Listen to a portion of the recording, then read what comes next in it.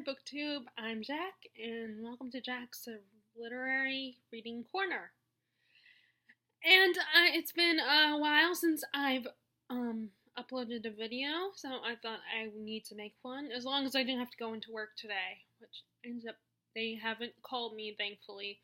Although I think my mom's does not like that I'm only working tomorrow and then next Monday.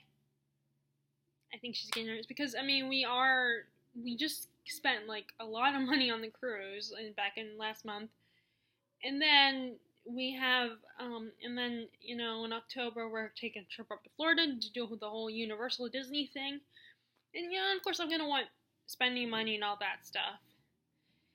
So the less I work, the less money I make, and I'm like, on the one hand, I'm not gonna deny no, I'm not lazy. But in that sense, but it is appealing to not have to go in. So I don't put in as much effort to be like, hey, I'm available. I put in at least a little effort, because the difference is that deep down I know I have to work. It's a necessity to live, to be able to live, to buy things like food, clothes. Unfortunately, you have to have a job where you get paid, even if you don't like the job. And I don't hate my job, but it's not the most thrilling job in the world. And whenever people ask me how's it going, I don't have much to say except for, work is work. I do basically the same stuff. But as I always say, I do like the people I work with. I like my coworkers, and it's mostly great customers. It's just, not the most sometimes I feel like it's not like what my sister does or what my cousin does, my cousin and it's just sometimes it's a little unsatisfactory, but I can't really, it's not like I'm gonna quit because, again, I like the people at my job, and I don't drive, so this is really convenient, and it's like 5 minutes away, so it's quick for my parents to drive me to, or I can just take an Uber if I absolutely have to. And it's a job that if I become full-time, then I'll get a lot of good benefits. Working in a grocery store is pretty good, I think there's a lot of benefits that comes from that. So it's like, right now, I'm just gonna, so basically, I know I need to go, but like I said, I kind of am enjoying that I'm having a couple days off. Granted, I went on a little bit of a vacation, so I get my mom's pushing it, and part of me does feel guilty that I'm not I'm not actually calling them and saying, I'm available, but we all wish, I think deep down a lot of people wish that they didn't have to work. It's just, again, those people know that they have to and aren't going to be lazy because they know they won't get the good stuff unless they go to work. And, you gotta find a balance. You don't want to end up being like one of those people who was a workaholic either. But I am working tomorrow on our busiest day, and I think I might have to, mention to them, unless I'm working, a lot next week, even if I'm not working, I'm not scheduled for Tuesday, but if I'm working, but if I'm not scheduled for Wednesday either, then I think I might just go ahead and be like, okay, I can work if you guys want me to work. So anyway, I am back, and of course I brought 7, 8 books with me to South Carolina, even though I barely got to any of them. I dipped my toes in some of them. I made sure I read at least a few, I read a little bit of them. So here's, they are over there. Okay. So, well, first let me get to the ones that I did dip my toes in a little bit because it is Classics-a-thon this month and last all month. I can't remember the woman, her channel name that hosts this, but Classics month started from August 1st to I think the 30th or the 31st. I don't know how many days are in August, but it's all month. So I started this one. I didn't start it, but I've been reading it on and off for a while, and that's Bleak House by Charles Dickens. This is the one I brought with me. I think I've already talked about it in videos because I started reading this a while back. But basically, it centers around this young orphan girl who comes to live with this. I don't know if he's a lawyer or or something. Like he's a businessman, and she comes to live with him. She and these two other, I think they're a little bit older than her, come to live with them as well to become like servants, and it's about her life there, and obviously the house is a bleak house, and it's about her experiences. And I think you do find out at some point in the book that she's not technically an orphan. Her mom is still out there somewhere. And it's like all of Dickens's novels, I think, are just slice of life. I mean, some of them have supernatural aspects, like, well, actually, I don't know if I can't think of A Christmas Carol. I don't know. Maybe that might be the only one with the supernatural aspects. I don't know, but basically all of her stories are slice of life back in that time period. And of course, there's drama and all that. And I've only read one. I've read two other. I've read, of course, Christmas Carol, but that one I had gotten into. I was exposed to that one a long time ago because, of course, every year around Christmas time, there's always a movie version of it, whether it's the original black and white movie, the Muppet movie, the musical. There's like so many different versions of that story. And then, of course, even my dad did the play at our old community theater where he was the ghost of Christmas Present. So it's always been part of my life. I just never read the book until many years later when I got my Barnes & Noble bind-up collection, those fancy books that are like $20 that you can get at Barnes & Noble. They look like old-fashioned books. And they have a lot of authors' stories and stuff like that in them. Well, I have one of those for Charles Dickens. And it wasn't until I got that I finally got around to reading A Christmas Carol. But, I mean, that is a pretty big book, so it's hard to travel with that, and it's hard to read it, too. But I read A Tale of Two Cities in college for a project in a literature class. So that was really the only one I actually read.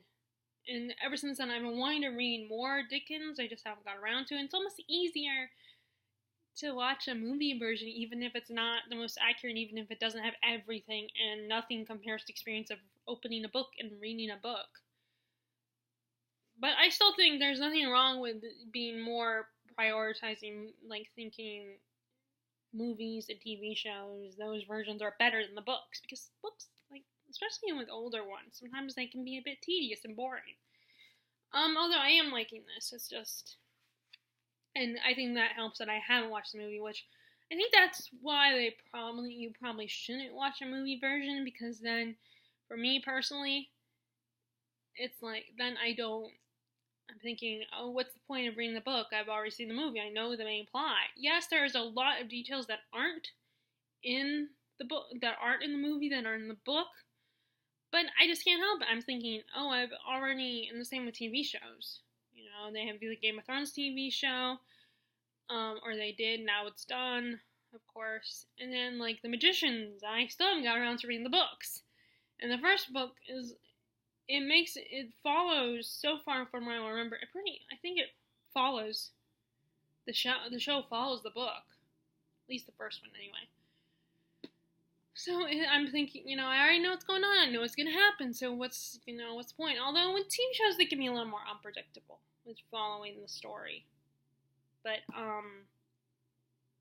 yeah, that's just how I feel sometimes. So I'm thinking I need to get out of the habit of seeing the movie first. I mean, sometimes it's, like with Crazy Rich Asians, I did not tell my dad I was reading the book, and I hadn't finished it yet. So, and I didn't know when I would finish it, so I just happened to see the movie before I finished it.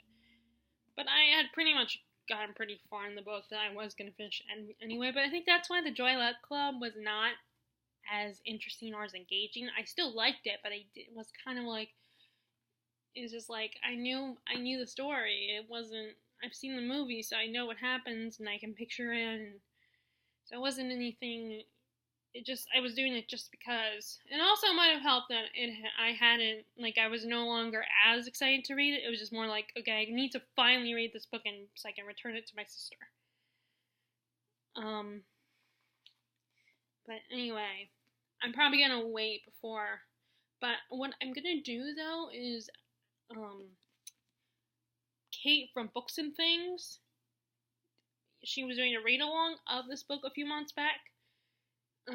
So I'm thinking I'm gonna watch her videos where she discusses each of the chapters.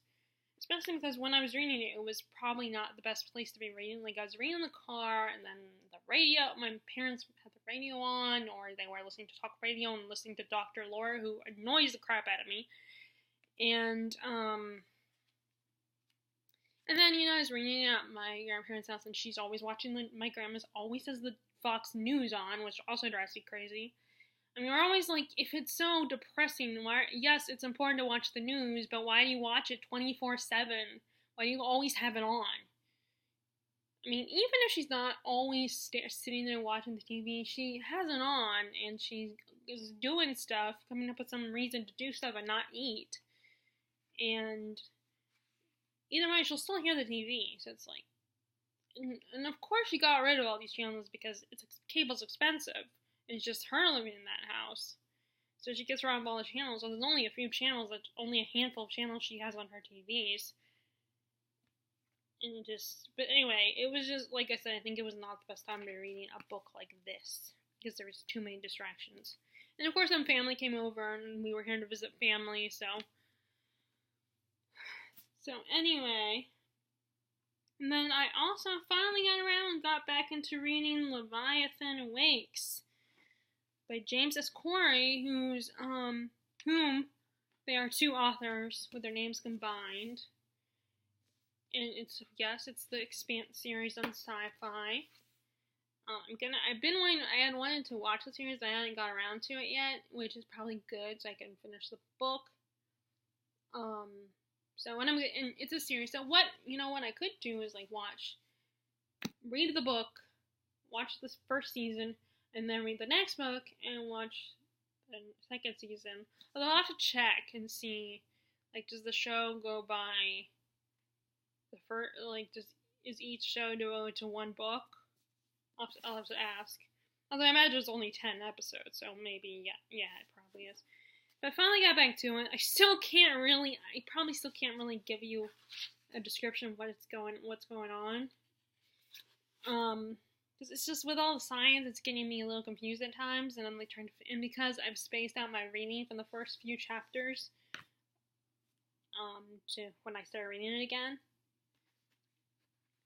But it's from in case you haven't watched my previous videos where I talked about this, I'm gonna try my best.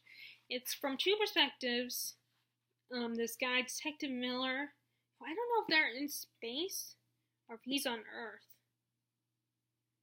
And Captain Jim Holden.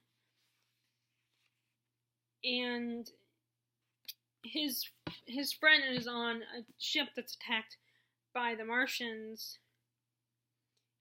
And he sends a call on his intercom saying, a message out to space that he's gonna make whoever killed his friend and his team pay for what they did. And I think that gets him into big trouble. And he almost gets arrested. And somehow and there's the civil war between those that are called the Belters and the Martians. And Miller, like I said, is this detective who's working on a case about this woman named Julia. And he's kind of like that detective in those, the detective in those noir stories. That grouchy, grumpy, always serious detective. Those guys will always narrate the story, and Miller kind of reminds me of that. And this case is kind of falling apart on him, I think, and it is somehow connected to what's, like I said, with what happened with Holden's friend, I think. And I think Holden and his crew, I think they're smugglers or something. I don't know. But it's, like I said, it's just really hard because I'm not used to reading hardcore science fiction. So hopefully I'll get better at that. I want to keep going with it. And this isn't YA, this is adult science fiction, so it's even harder, I think. Because I still, like, when I read the first, what is it called? Marissa Meyer's new series, the second book is called Arch Enemies, I can't think what the first one is called. Renegades, her Renegade series.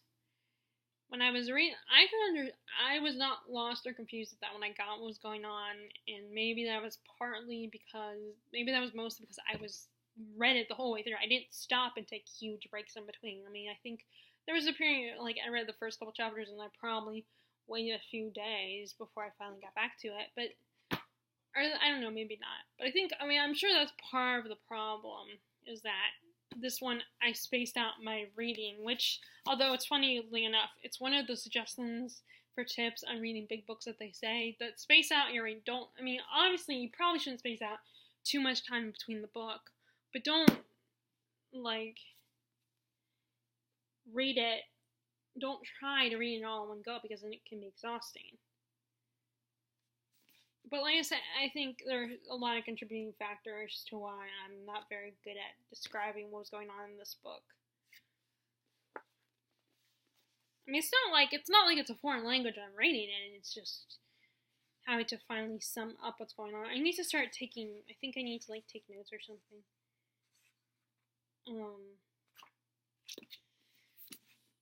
Okay, so there's those, and I did read, okay, so let me get to, because I have some library books, and one of the other books I started reading, and so over there, so I'm going to have to get up in a few minutes. So finally I came and read another Brandon Sanderson book. I finally started it, but I haven't read much, and that's Elantris, which there's a lot of controversial opinions. Some people hate this book, and other people love it, I think that's, like, people don't like it as much. And when I was reading it, I think there was a bit of difference in the writing style. Like, a lot of people you can say that you can tell it's his first book. I guess, yeah, that's what I've seen. I could tell it was his first book, because there was something about the writing style is very, like, people that haven't, like him probably would be the way I would write. And, where it's like, you're still trying to get your footing and trying to figure out how to write something good and, engaging, and write it in a way that's not too challenging to understand, but you don't want it to be too simple either, especially if you're writing for adults. But I still like, the plot is definitely still interesting. It's like this guy, okay, well, let me say, most people bring up the whole, Elantris was the city that just all of a sudden, this god punished the city, and it got quarantined, and basically all the people are now dead or dying in the city. And this young prince, on the day of his, actually, no, he didn't know that he was going to meet her, but on the day his bride that he had never met before was going to arrive, he ends up getting the disease that forces people to quarantine people in Elantris. What's Elantris or Elantris? Looks like Elantris, but I think some people would say Elantris. I don't know why I started thinking that. But he ends up in the city and sees all these people are dying, they haven't got any food, and he meets this mysterious guy who somehow has managed to not become, like, zombified or anything, but he's sinister and cynical and very bitter, and he's like, this is how it is, you have to accept it. It's a waste to fight back, just try to survive. He's basically this guy who's just trying to survive, although Radion, Raiden. I don't know how to say his name. Raoden. He likes this guy and really connects with him. I wonder if that's Harthen. I wonder if that's who that is. I don't think we've got his name yet. And then, meanwhile, his fiance had decided to arrive early to meet him, and she suspects that something's up, even though everyone is telling her that Raoden has died and everything, which in a way he has. But she's a little suspicious. She thinks there's more going on there. It's a cover-up, that he's not actually dead. Which is technically true. He's not. But I think he is dying. So I really haven't got very far, obviously. So I'm hoping to keep going. And I brought both his other two books that I have, the Warbreaker, and this one with me. But I ended up deciding to start with this one on the way home. Because I hadn't started it yet. And that's all really, and I did read a little bit of this as well. I finally got to chapter 4 in Red Seas Under Red Skies, although it still feels like I didn't read a lot. And Jean and Locke were just captured by the Priory? I don't know if I'm saying it right. And they try to make a deal with, with Locke. And of course he tries to get out of it, but then this guy proves to be a little bit smarter than Locke. And is like, you won't be able to get off that easily. You can try to walk away from me and ignore me or threaten me, but it ain't gonna work. I'm not stupid kind of situation. And then we also get these, and he says he knows what Locke is trying to rob the casino, that casino. And then in the flashback, Jean is talking to the woman who goes to see the woman who designed the lock that locks the guy at the casino owner's vault. And she's like, "Are you crazy? I'm not gonna tell you how to do this. I'm not gonna help you out." And basically, eventually, she kicks him out of her. She tries to reason with him, but then eventually, she realized that she can't, and kicks him out of the house. And Jean had just met this guy who's like, "So you went to talk to what's her name? I bet she told you no." And that's the last thing I read. And of course, once again, this is so interesting and fun and engaging. I feel like I haven't read far enough. I mean, the problem is I've been reading it during work, and I get through maybe like a page or two at work. But anyway, I finally started. I just have this urge to start reading The Poppy War by R.F. Kuang, and I thought R.F. Kuang was gonna be a guy, but I think it's a girl. It's a woman. And you have this orphan girl named Rin. I'm not gonna even bother trying to say her actual name, Rin, and she's living with this foster family who treats her kind of like a servant. So it's kind of a Cinderella story without the evil stepsisters.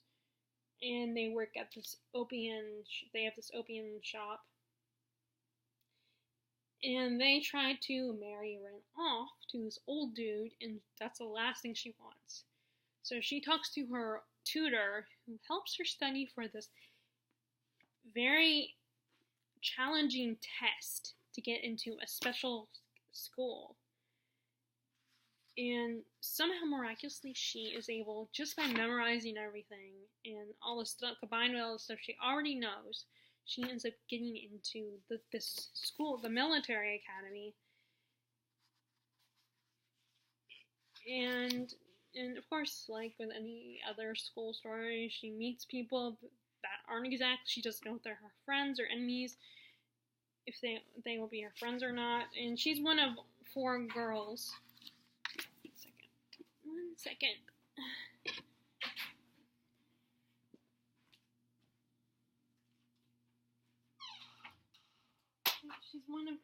she's one of only 4 girls who got into the academy, I think.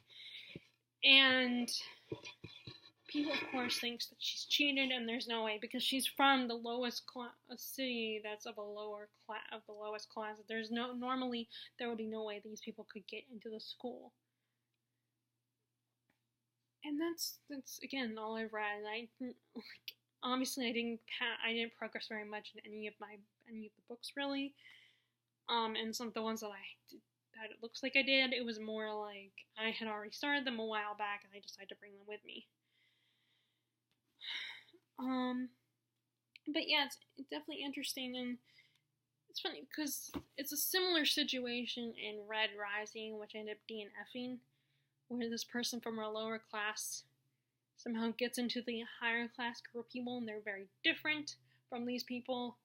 And both main characters kind of have a bit of a sarcastic, cynical way of thinking. But I couldn't get into Red Rising. Like, I started to, I didn't hate it, but it was just like kind of like blah about it. There was nothing, it wasn't that, and the only reason I was able to get as far as I did with it is because the chapters were quick. And I liked the color system, color, social class system. I thought that was kind of cool. But our main character in that book kind of got on my nerves. I just couldn't get into it. It felt very similar to, there were differences obviously, but it did feel similar to Hunger Games. So, okay, I didn't read Wallbreaker, but I did bring it with me. And then I also have brought these 2 books with me, but I didn't read any of this one. I read it the night before we left.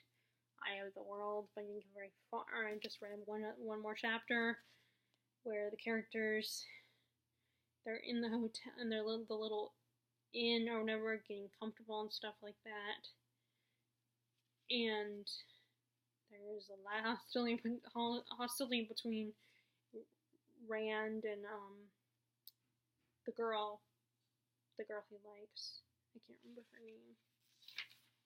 Because he was like giving her a hard time about being like following the Aes Sedai, wanting to be like her. That really upset him, because I think it's just he likes her, but he just doesn't want her to change. He doesn't want her to go off and be this mysterious Aes Sedai, because he doesn't trust this woman, this Aes Sedai that they know. He's kind of afraid of her. But the girl is like, you don't know this woman. She has a horrible reputation, but that's not who she is. And the girl, she has these big dreams to leave their life in the village of the 2 rivers and have like experiences, go on adventures. And Rand is just not comfortable with that. I mean, he is perfectly content in the 2 rivers, and I mean, a part of him, longs for adventure, probably, and he wants her to stay safe. And he kind of has this whole, what today we would perceive as kind of sexist, because it's like, he wants her to stay home and be his wife and make babies with him and take care of the household and stay safe. And that's because he cares about her and he has feelings for her. But the other frustrating thing is they won't communicate. He does not tell her how he feels. And it's like, and of course he's a teenage boy, and so is she, and she's a teenage girl, so it's so frustrating. Teenagers can be very frustrating, and I guess my friend Terry doesn't want to read why. Probably doesn't want to deal with that, and I guess I can't entirely blame her. But anyway, and then I read quite a bit, still not a lot, but I read a little bit more of Way of Kings, and all the parts that I read were essentially about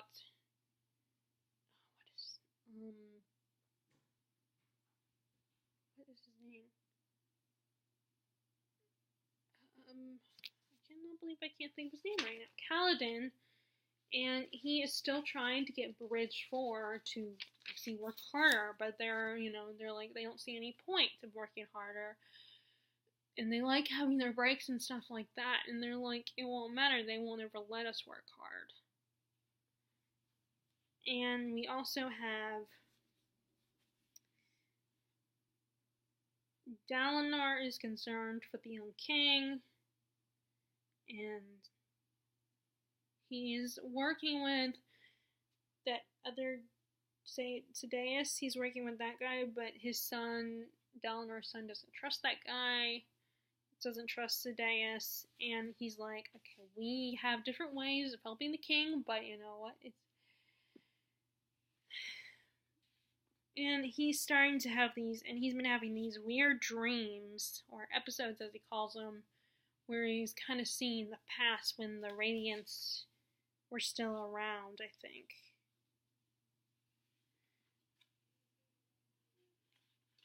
And he's basically in the body of this guy that was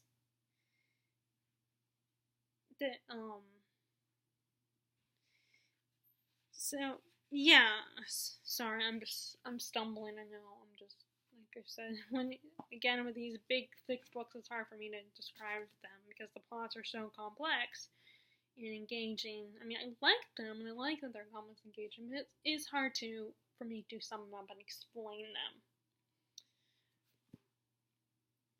Okay, so like I said, I have books over there. Let me go get them.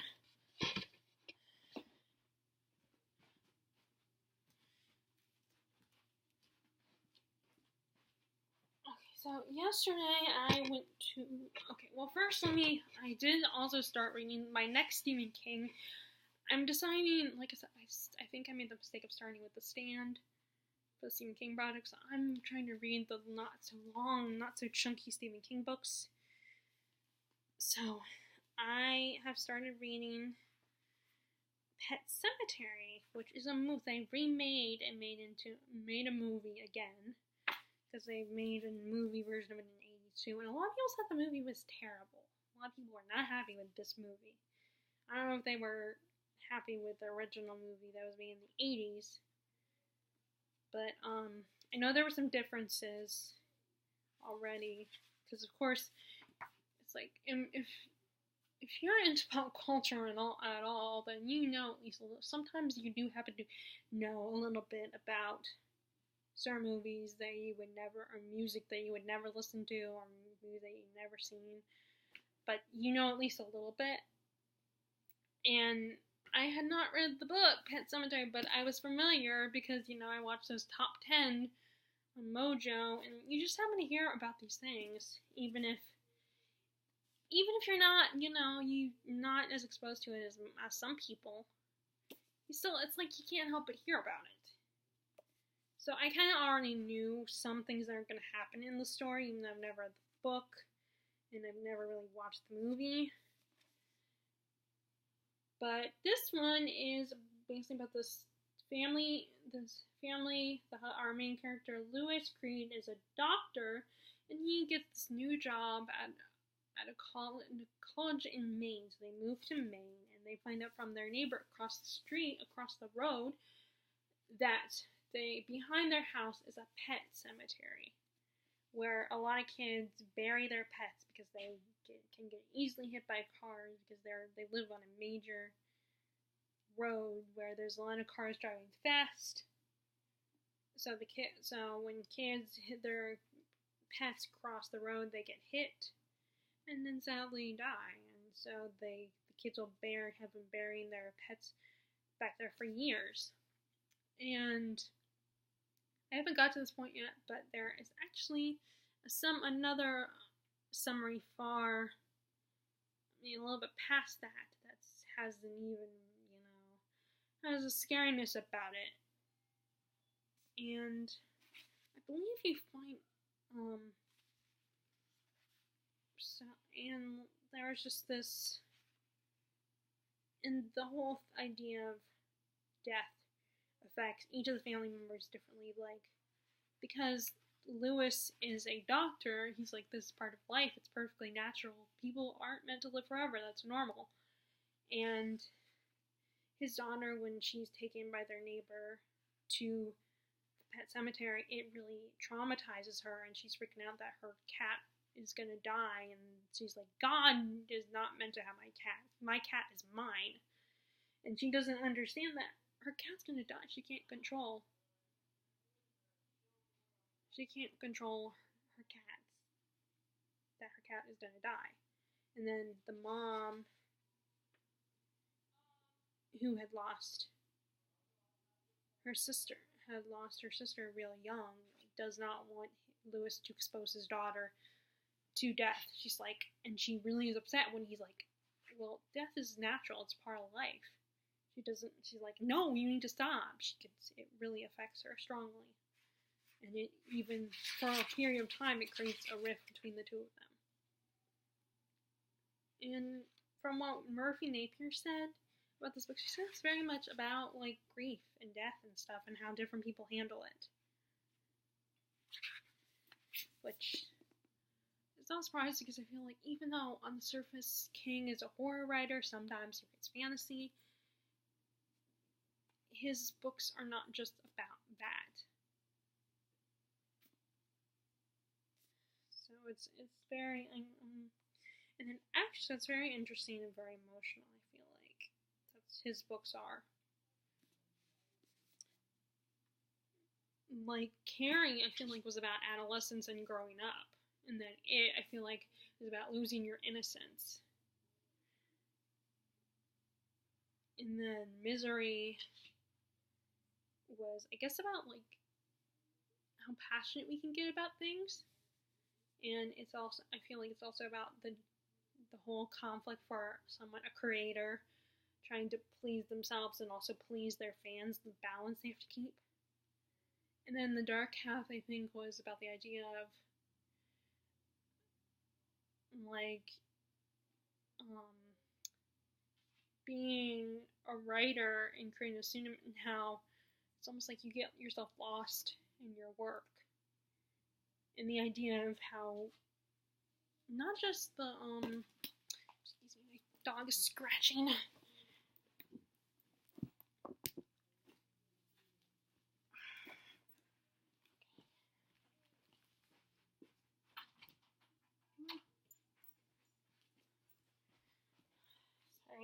We have some guy over here, and my dogs are little chickens. But at least, and I don't know what Salem's Lot is about, or like Secret Garden, Secret Window. But I feel like I imagine all of his books, or The Dark Tower for that matter. I mean, I imagine all of his books are all about. They all have a deeper meaning to them. I just don't know what it is. For all of them. At least all the ones I've read. So I've got, like I said, I got as far as, like, his daughter's about to start school, and he's getting ready, all the students are arriving, and so I need to read that. I feel like it's hard to decide which book to read in bed, because there's now, I'm starting to get library books again, and then there's, like, all the books I need to get done. And I'm always nervous about, what if I don't get any books done this month? So I always want to decide, okay, what's a book that I can get done quickly, or a book that, not quickly as I'm going to rush reading it, but it won't take so long. And then, like I said, I started going to the library, so, okay, oh wait, I also have to show you guys these books too. Well, let me just show you the library books, and then I'll show you some other books of my own my other books that are mine that I'm reading. Okay, so, like I said, I returned Red Rising, I DNF'd it, and then I had already finished Keeper of the Lost Cities, which was really cute. I mean, there were some things about it I didn't, because it's a middle grade, and I'm 30 years old, sometimes, which is interesting, because I think that's how Terry would feel about YA. Like, sometimes it's just hard for her to get into it, because she's not that age anymore, even though she was that age at one time. And the writing style, of course, is very different from the writing style for teenagers. There are differences, and I do get it on some level. I just get really frustrated because I like YA, and I want to share the books I love with Terry, but because of her tastes are very different from mine, I can't. So when I got very overexcited, because I've come to realize that my cousin Mackenzie is a reader, and she reads YA, and she likes stuff like Twilight. Yes, she likes Twilight, and no, she's not. She's 21, okay, so she's Granted, she's not that much older than a teenager, but still. So I returned those, and then I kept this one because I hadn't even started this one, and it is The Museum of Extraordinary Things by Alice Hoffman, and I have read her Practical Magic. I have not read the other book, the prequel or sequel or whatever. I think it's supposed to be a prequel. I haven't read it yet, though. This is basically like another book I'm currently reading. This takes place in New York in the early 1900s, and it centers around this girl who her father owns a museum of a lot of oddities and unique things.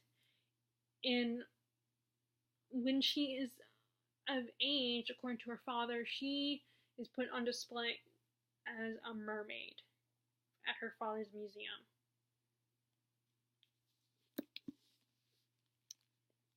And then we have another main character, a young man who he's from the Ukraine, so he's a Russian Jew, and he's very frustrated with him and his father's lives, and he's very disappointed in his father, so he decides to go a different direction than his father. And which eventually he leads to a lot of criminal things that his father doesn't approve of. He turns from God. And then eventually he discovers that he discovers photography. And that's the last thing I read.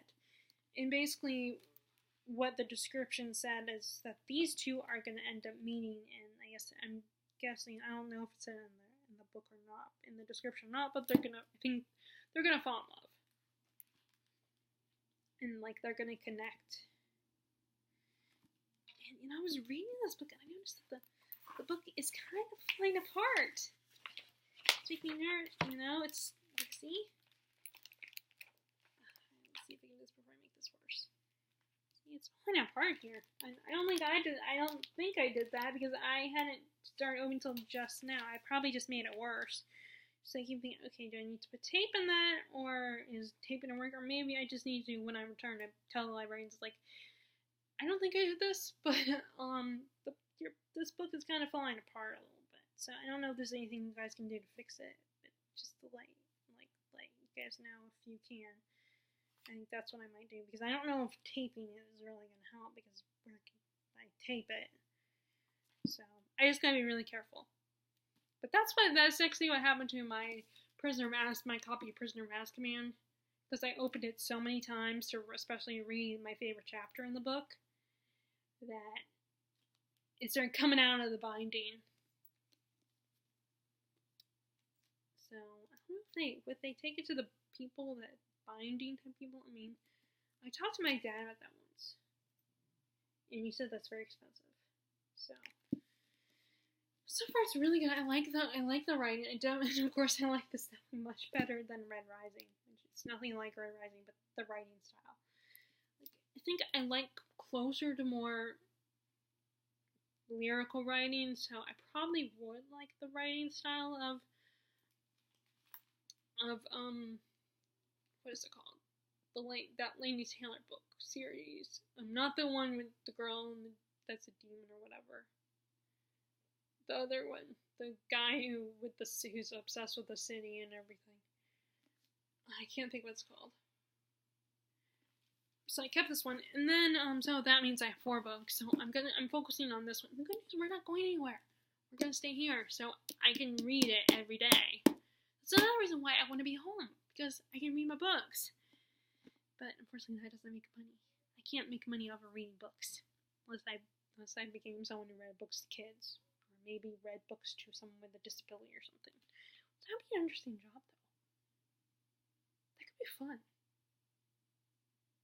I should try that. I should look for something like that. Or keep that in the back of my mind.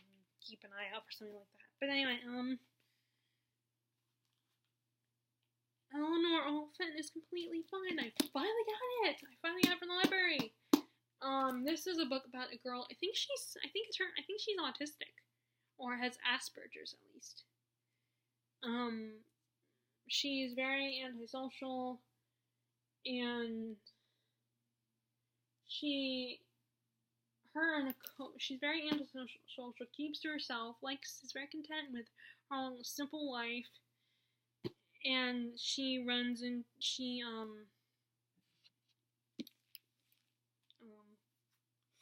her and a male coworker rescue this person's life. I think I want to say I've been told it's like an older gentleman. They kind of save his life. And after that, she starts to realize what she's missing out on or something like that. And I guess it's one of these things where she thinks she's content with her life, and she assures people, I'm fine, I'm perfectly, have a great life, I don't want any more, but then finally realizes what she's missing out on, or something, I'm guessing. Because going by the title, sometimes people say, oh, I'm fine, my life is great, I don't care, and then deep down, that's really code for, I really do care, but I want you people to leave me alone. So I'm gonna read this. So I finally got around to this, and then, okay, so they don't always have a lot of Stephen King's in the library, and my problem is I don't like getting Stephen King books in the library because most of the time they're incredibly long. So I'm like, I break my rule. I'm like, okay, I'm not gonna read Stephen King. I'm not gonna get Stephen King from the library. If I get Stephen King, I'm gonna buy it. But I broke my rule, and I always go to Stephen King section, even though my rule is not to borrow Stephen King from the library. I end up going over there because if there's anything in the adult section I'm into, then Stephen King would want to be one of those authors. Although every time I buy it, because a lot of times his books have a mystery feel to them, whenever I buy his books, people that get his books are like, have you heard about the Mystery Club? Yeah, I've heard about it several times, and I'm not interested because, yes, I sometimes read mystery, but not a lot. Because I imagine these, to be sure, I could be wrong, but I imagine a lot of them read, thrillers and stuff like that, and, those ones that you can buy at, the grocery store, or the airport or something, that always end up having a mass market paperback version, like Dan Patterson. Or James Patterson. I don't know why I mixed those two names up. Or even Dan Brown. Which I don't mind, and I've read some of James Patterson's work, but I kind of got bored with it after a while. But, and possibly maybe, what is her name? The one who writes The Seeky Stackhouse. I don't think I would be as, even though there's some mysteries I like, I have a feeling that I would not like all the mysteries that they read. And if I'm going to be in a book club, I want it to consist of variety, not just one type of book. So, but surprisingly, they had this one there. This was coincidentally, okay, so I'm in the Stephen King book club on Goodreads, hosted by, what is her name? She always says her name in her introduction. Now I can't think of it. What is her name? I can't even remember her channel name. I'll remember after I finish this video, but whatever her name is. But the Stephen King book group is reading, this is this month's pick. And, I told her, I commented on her videos, I don't know if first I admitted I'm kind of failing in the group. And I told her I wasn't sure if I would find this book. I might have to buy it, but then I saw it at the library. I even said that I wasn't sure if it was at the library, but I'll have to check. And I wasn't even thinking about it at the time, but it turns out it was there, so I grabbed it. And from what she says, see if I can remember. This woman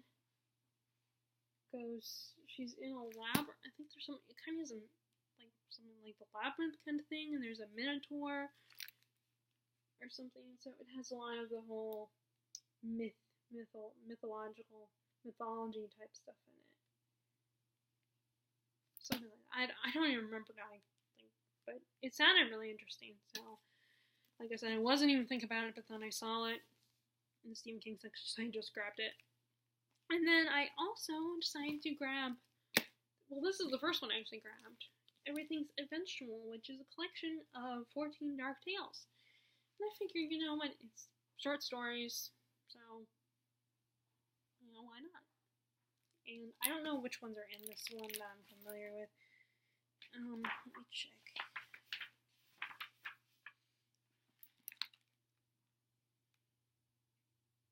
I mean,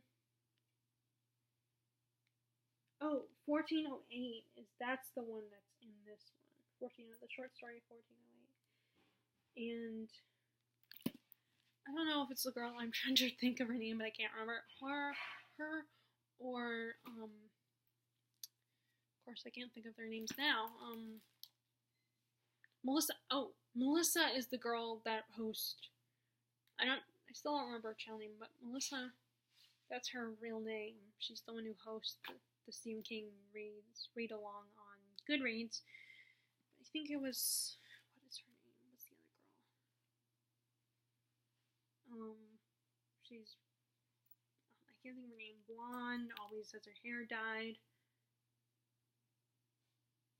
Or was it? No, wait, it wasn't her. It was the other girl. Another girl always has her hair dyed, and also naturally blonde, I think, but her hair is curly. It'd be so much easier. I can remember their names, but for some reason I can't think of their names. One of those two said that 1408 the story isn't, or it could have been Melissa who said it. No, I'm sorry, I can't think of it. I feel so bad that I can't remember their names, or their channels. But one of those three girls had said that 1408 the movie was better than the short story. Which, yeah, I mean, it's a short story. I feel like with a short story, it's not, I mean, it's like doesn't have, it's telling you, it's not telling instead of showing, but it is kind of telling you, unlike with a movie where you're just seeing it. Like, I imagine it's very hard to write horror, and it's amazing how Stephen King most time, he always is able to do it, and to really scare the pants off of people. I mean, he's such a successful writer. Although, I feel like a lot of people are desensitized to horror now. But, like I said, one of those three girls, either Melissa or the two blonde girls whose name I can't remember, one of them had said that the 1408 short story isn't as good as the movie. Like, the movie is so much better. But, okay, so that's the one that's in here. Okay, so yeah, these are all the stories. So, Autopsy Room 4, I don't know what that is about. The Man in the Black Suit, don't know. I wonder if that has to do with the Dark Man from the Dark Tower series. I don't know, or maybe it has to do with another one of his stories. All That You Love Will Be Carried Away. The Death of Jack Hamilton, In the Death Room, The Little Sister of Illyria, Everything's Eventual, the title story. LT's Theory of Pets, The Road Virus Heads North, Luncheon Gotham Cafe. Every time I see the word Gotham, all I can think of is Batman universe. So I'm wondering if that for real actually has to do with it. Because I saw this book at Gibbons that was like something to do with Gotham, a city called Gotham, and it turns out it was like an Irish detective story, like Irish immigrants, not in Ireland, and it had nothing to do with Gotham as in the Batman Gotham. So I wonder if there's an actual city in New York called Gotham, or maybe they called it Gotham, or I don't know.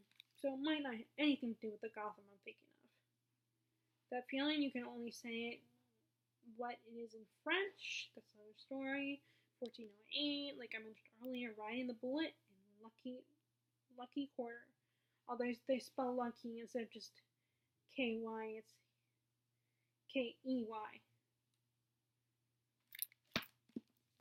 And like I said, it's short stories, so although in my experience his short stories can get pretty, like, they can be little novellas.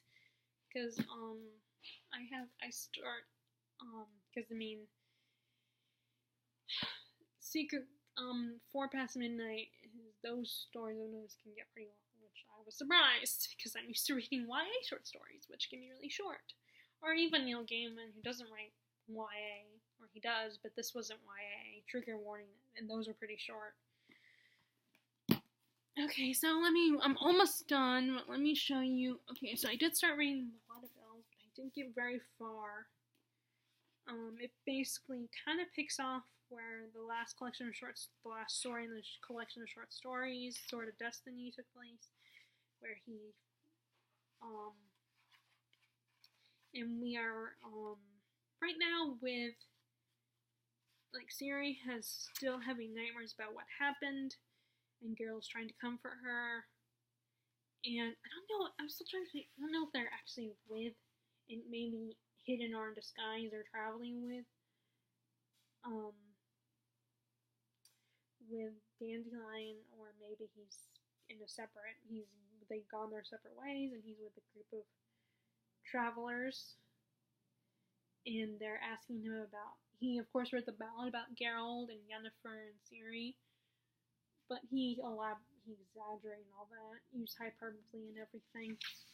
And the people that he's traveling with keep asking him about it and asking, is it true, or what's the true story? And I don't. And then some people saying, I don't believe it. It's not true. He just exaggerates.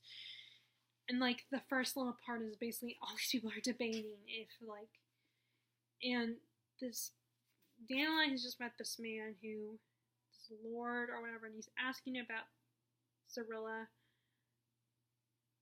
or Ciri, and he wants the truth, but Dandelion is like, he's not telling him. He's keeping it to himself. I think because he wants to protect them.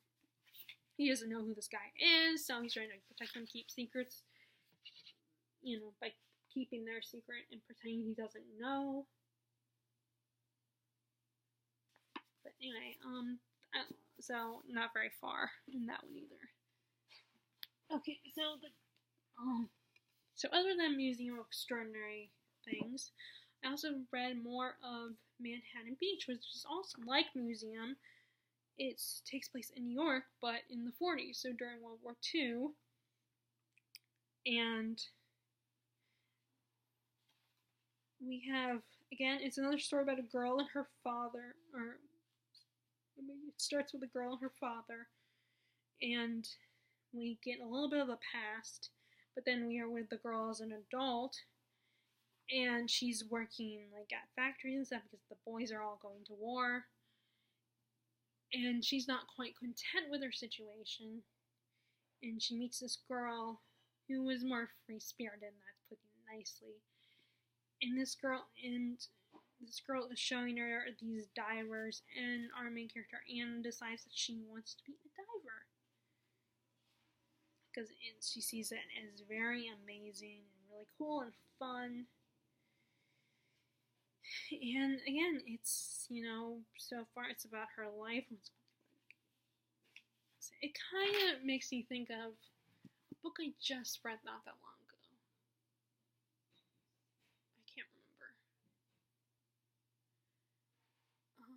I can't think of it, but it reminds me of another book that I read back like in June or something. I can't remember what it's called, but anyway. So I did not necessarily do that consciously or anything. This is one I decided to start reading. And, it reminds me of, I don't know if this is one I was thinking about earlier, but it reminds me of A Tree Grows in Brooklyn. And so does, Museum of Extraordinary Things. Both those kind of remind me of A Tree Grows in Brooklyn, and maybe that's because they both kind of take place all three of them take place in New York, and it's about kind of growing up during the early 1900s, and just how hard it was, especially for young women.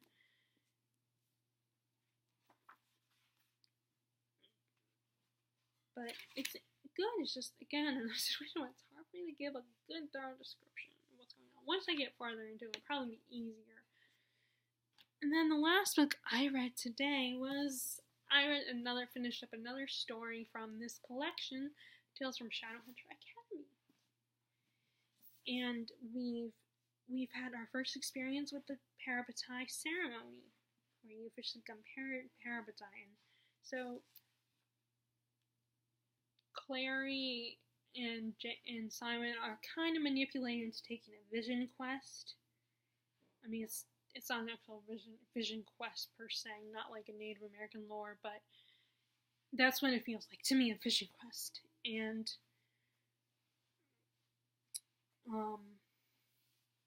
it's basically because Jem and Magnus and Katarina Loss recognize that the two, they are true parabatai. And so they have to test them, give them this water test to see if they are truly parabatai, meant to be parabatai. So they're given the waters from Lake Lynn, which gave the hallucinations. And Simon and Clary take it together, but then they end up getting separated and go through all these different, this kind of test. Like I said, it feels like it's like a Vision Quest to determine if they are meant to be parabatai. And they are also before they take this Vision Quest, they are told that Julian Blackthorn and Emma Carstairs want them to be their witnesses.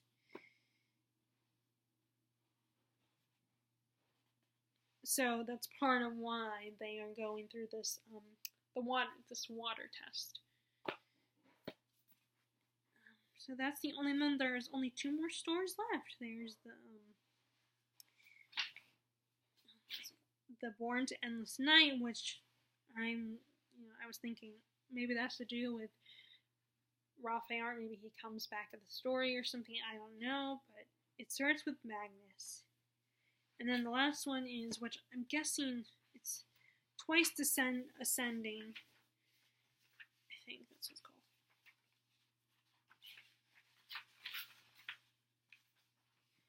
Angels Twice Descending.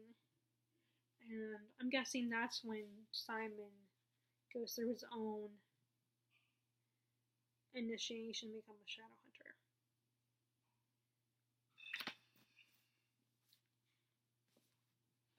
I like it. I definitely like this better.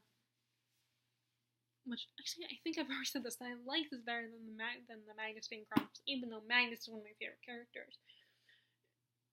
Simon is very entertaining and amusing with his snarky comments. And it's kind of cool to, get backstory of these people, of all the characters. And Simon's point of view is very refreshing. Like, I love Clary and everything, but the problem with the YA is a lot of times, you meet more interesting characters throughout the series, but if you're in this one main protagonist who is supposed to be relatable to all of us who read YA, which mostly is supposed to be teenagers because that's the target audience, you only get their point of view. You only see things through their eyes. And even though it's not first person, it still kind of is, because no, it's not like I did this, I did that. It's just, it's seen through their eyes. The only time we spend time with the other characters is if they're with those other characters. Although there were moments in the later books in the series, in the original Mortal Instruments series, where we did spend time. There were moments with some of the other characters where Clary wasn't there. But that's why I like why that Cassandra Clare is kind of delving into some of the other characters, even if there's just short stories. And I'm one of the, I wonder if I'm one of the few people, because I decided to just kind of skim the reviews of this collection, and one of the reviewers said she didn't like the story of the evil we love, because she didn't care about the Circle's backstory, and she didn't care about, especially it being told through Robert Lightwood's point of view. But that's one of the stories I liked, because I'm kind of interested in that story and how that developed. I think the whole idea of seeing the slow descent to the dark side, to evil, is very interesting. So I'm almost done. Two more stories to go. And then I'm done. I can finally start reading Lady Midnight. But what I think I need to do is go through my books and put some of these back on my shelf. Because I think part of the problem is I'm sitting there, and I feel like, oh, I have to read this, I have to read that. But the reason why I'm taking all these books out is because I'm feeling, oh, I have neglected these books, so I have to read these. I feel like I'm gonna forget about them if I just put them back. So it's very stressful. But anyway, so that is what's going on with my reading. Would love to know what is going on with your reading right now. If you like this video, be sure to give a thumbs up and subscribe if you haven't already. And as always, I hope you are enjoying your reading, and I will talk to you all later. Alright, bye!